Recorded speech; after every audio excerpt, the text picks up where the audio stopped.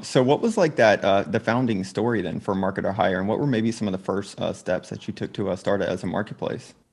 Yeah, I mean, I'd always like throughout my career always kind of been interested in paying attention to what was changing in marketing and then coming up with a business to apply it to an interesting segment that I thought was interesting in related to where marketing was going.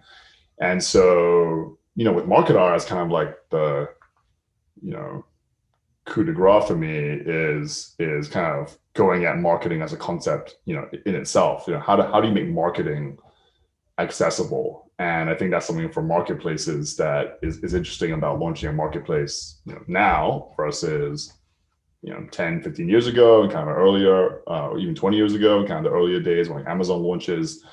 Then you get companies like Uber and Instacart. I consider those to be marketplaces. I consider those to be managed marketplaces. Not everyone does, but kind of I do as I route everything through a marketplace lens. And so I think you have to kind of think about like what kind of marketplace are you really? We're a marketplace with an on-demand buying experience. You don't come to MarketerHire and just browse a million profiles. Where we believe we will match you to exactly who you want, as much as we have an open supply and demand mechanism to our market, like any marketplace would. We're a managed marketplace, but we have an on-demand curated managed delivery system. So you don't browse. You come to us 48 hours later, our tech, our data has made an exact match for you. And we believe that that marketer is exactly the marketer you want, and they can start right away because obviously we know that. And we're trying to get to that magical element of doing the hardest thing, which is any size company comes to us and says, I need a marketer.